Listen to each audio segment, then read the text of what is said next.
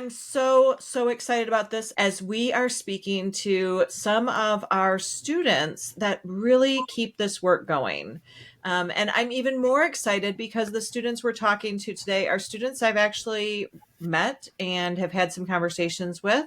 Some of them smaller conversations than others, but I'm excited to jump into this conversation.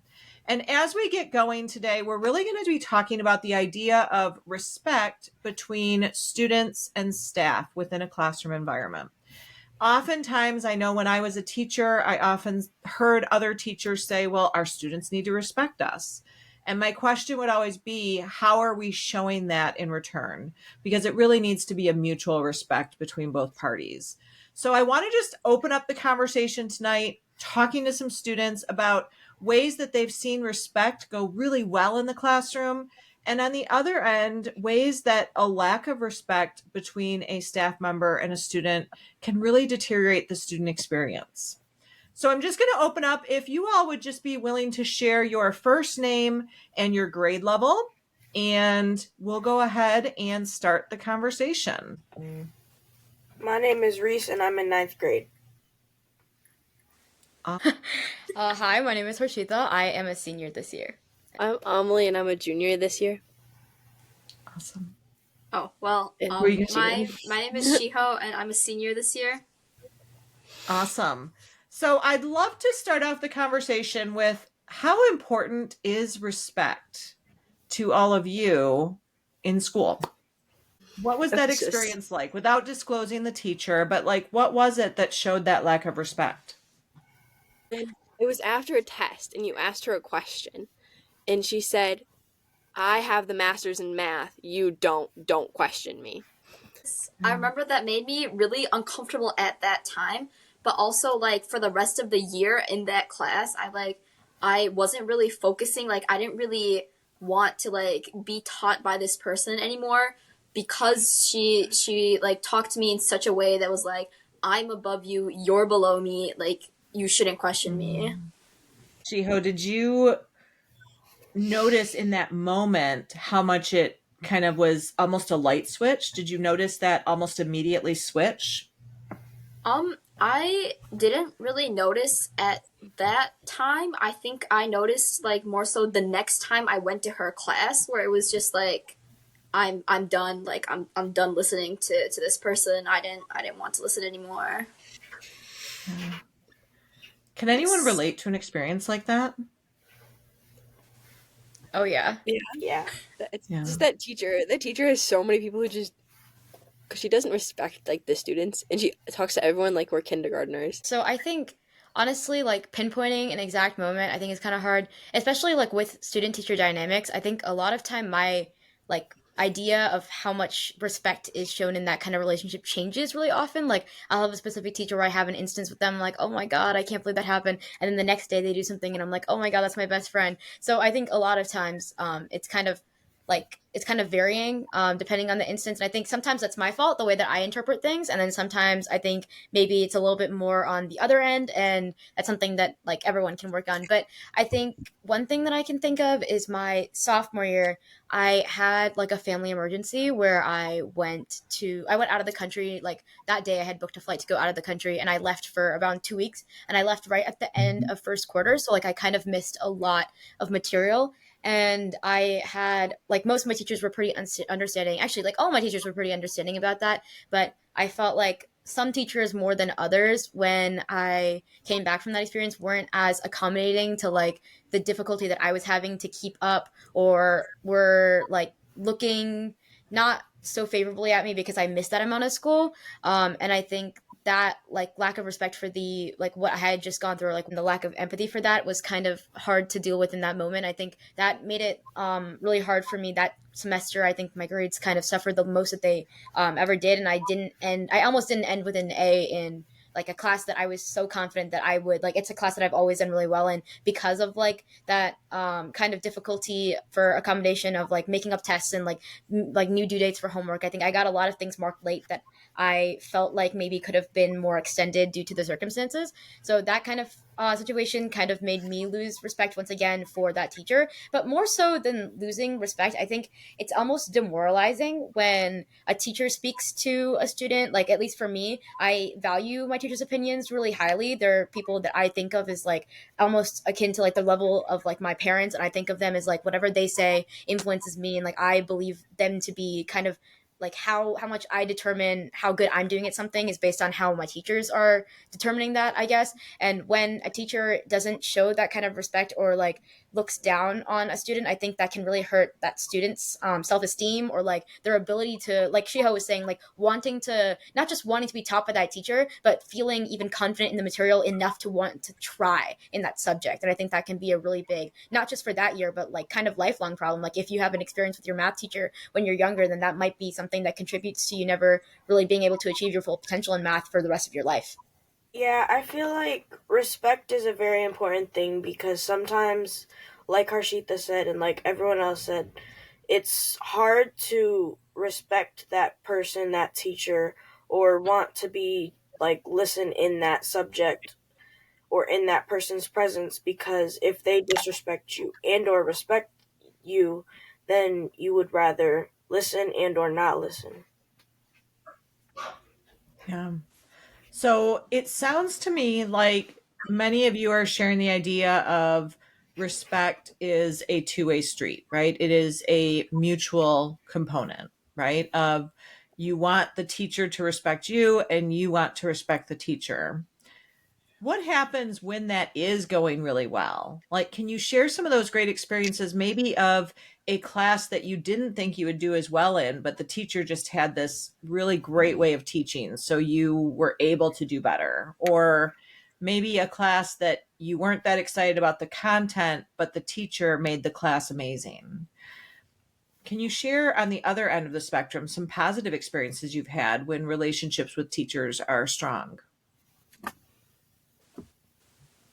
I think of like A Push and how I was not excited for A Push. I didn't like history that much, but then my teacher, he made it fun, and but he would always be so understanding, and like if like you would he could joke with you, and that made it more fun. Like when my teacher can like and I can joke, like that's how I know I have a good teacher because they'll still like be there for me to talk to, and like they'll but we can like joke and we can still learn. And I was not doing great in A Push. Uh, those test grades were And just for anyone else listening, APUSH is AP, or Advanced Placement US History. like throughout the year I did not like thrive in that class. But then like I started finding tactics and I started talking to the teacher more about what worked for me and what didn't, and like finding my groove. And like by the end of the year I like found what worked for me and what was like the way I could do the best on the test. And he's like he thought I was gonna get a 4. Like and like the realistic expectation was like enough where I was like I think I should try to beat this or like meet it. If I do any less, like this teacher's going to view me as like less, which was kind of not a great way to think about it. But like it helped in like him believing that I could succeed, even though I like kind of didn't through a whole year. Like pushed me to like work harder like right before the test and get like more done. And like then I got a 5, which is the highest possible score. I was surprised, but That's you know awesome. it was good. And like him respecting me and believing that I could do this like helped me get to that. Great. Thank you. For like teachers pushing, I think that's like I don't know if it's a form of respect, but I think it's a way to form connections with that teacher. And I'm in band, I play the flute, and I will admit I've been doing pretty good in band, but I attribute that heavily to my teacher, who he's very nice and encouraging, and he brings all these opportunities to people who want to do more. And I don't think I'd be as good as I am, or like as like well rounded, I guess, because I play at multiple instruments. I don't think I'd have that skill if he hadn't come to me and said, "Oh, why don't you do this? I'm like, you can do this. You're great. You'll do great." So I'm really thankful for that, for my band teacher. Is Honestly, anything like all but both Amelie and Shiho have said, I completely agree. Especially for band, I am like in marching band and jazz band, but I'm not technically a band kid. I play the violin. I'm in orchestra, and I think that that's a really good example of that teacher was someone I had reached out to, like at the beginning of my sophomore year, and I was like, "Hey, band sounds really cool. Can I get involved somehow?"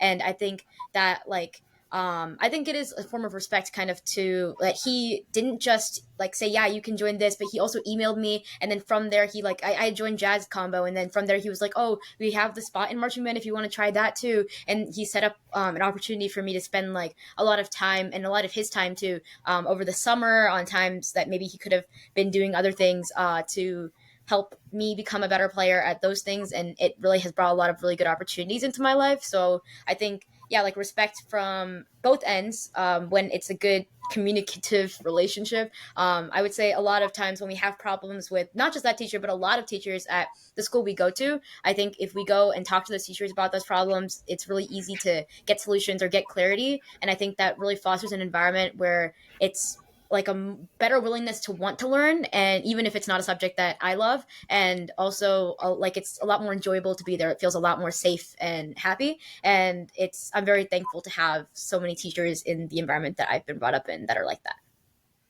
And for my Awesome. example, when I was in 8th grade, I went into algebra, and I wasn't too confident that I would be able to do it, just because I had a B in my last year, in math, and so I thought that it was algebra. It's so hard, but my teacher made the environment to a point to where it was very, like, you were comfortable to be able to ask questions, and everybody was friends with everybody, so nobody ever made fun of anyone if you got it wrong. Everybody was there to help, and like, even if you didn't know it, I bet you your neighbor knew it. So like, and she was very open-ended, so we were all able to talk to each other, and like, she was just a very chill teacher and made the environment very, I guess, open, so everyone was able to communicate and learn better, and I got an A from it. So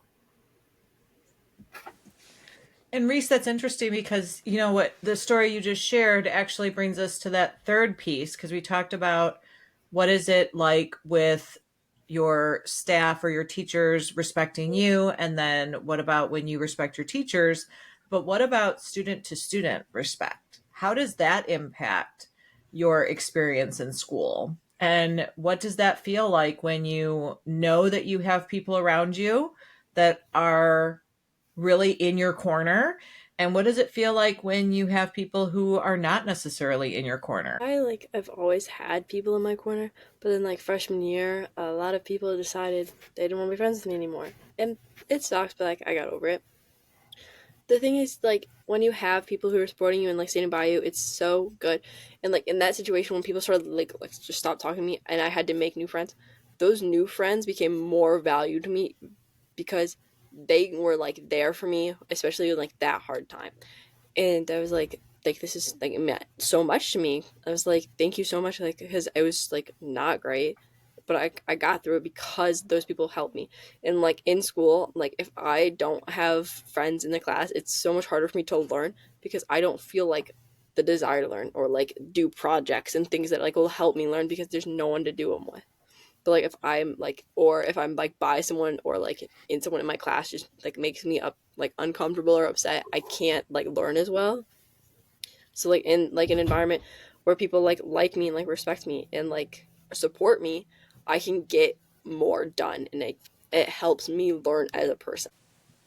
Um, I I agree with Amelie that like knowing the people in your class really does help learning. I know I have a couple classes where I don't know half the people's name in my class, and I'm much like less likely to share in those classes or like ask questions or like contribute to discussions because I don't really know who I'm talking to, and I don't really know like if I like make a mistake, I don't know like who's going to back me up or like who's going to like come attack me or something.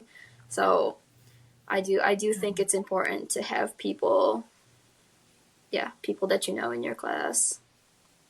I agree entirely that knowing people obviously always helps. But I think that respect doesn't always have to come with familiarity in the sense that, like, I have certain classes where maybe I know everyone in the class, but I don't feel like as comfortable in those classes as maybe, for example, I had a class this year that I walked in and I sat in a table. I've never met the kids at that table, but honestly, like every day I enjoy going to that class and they're like my new friends now. And I think it's kind of, you can create that respectful environment even in a classroom where you don't have friends, and that's where you know that essentially the entire like environment is like, I don't know quite how to describe it, but even sometimes like when there are friends in the class, like there can be like a hostile environment depending on like the context of the situation.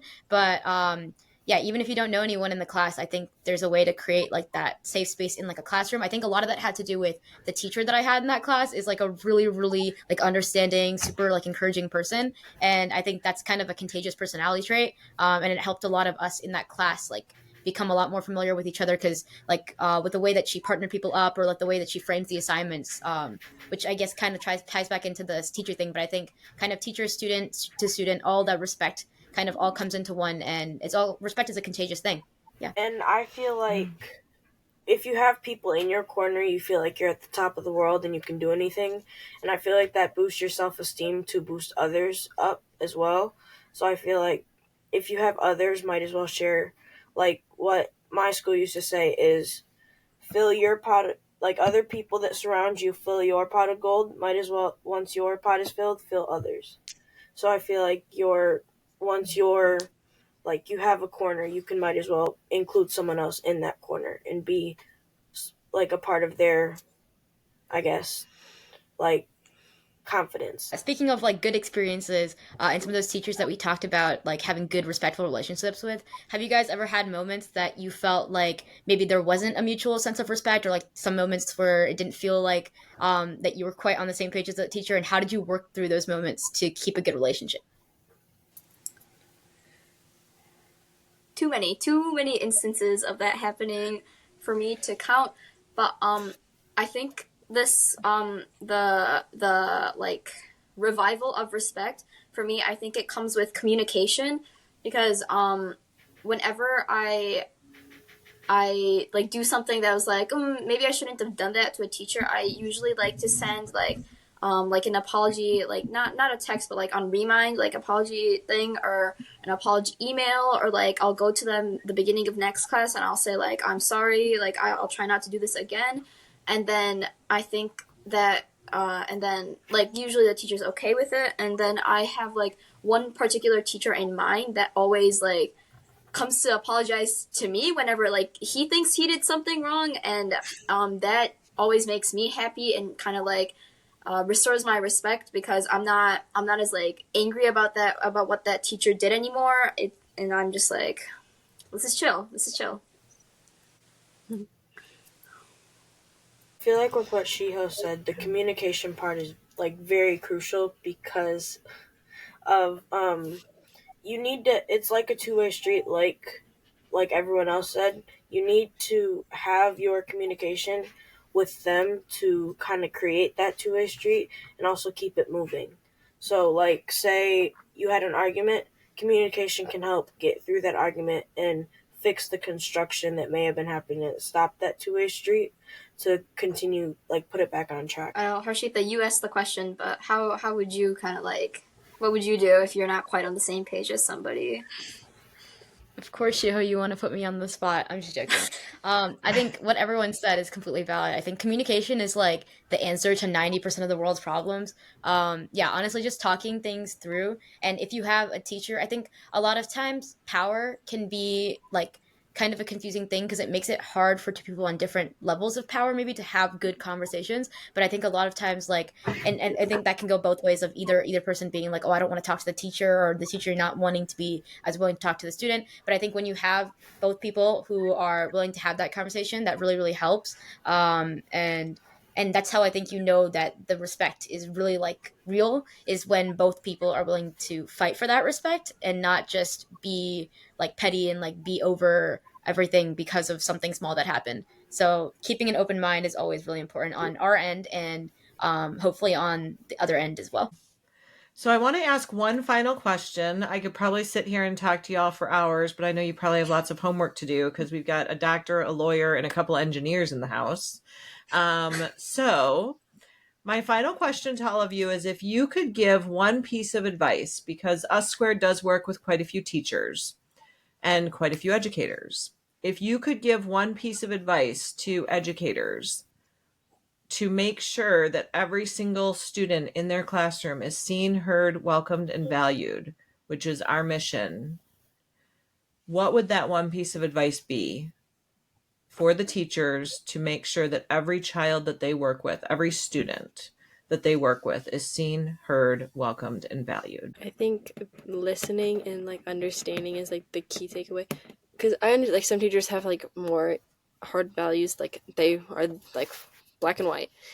But if you just like allow a little gray and like try to listen to what's going on and understand why, because some teachers are just like, this is why and this is this, and like instead of trying to understand where the student's coming from, and just the understanding and listening, and then being a person that the student knows will listen and understand what's going on, will really change how the student like thinks about the class and like thinks about like what's going on specifically. I think that, like Amelie said, kind of piggybacking off of that, finding like a happy medium between like strict discipline and being really understanding, because there is like a lesson to be taught in respect, and I think school is a place where a lot of kids can like learn that respect in the way that that's mutual as well. So I think there should be some degree of like strictness or rules to be followed in a classroom, but also finding that medium of being understanding in situations where maybe a student is going through some extraneous circumstances.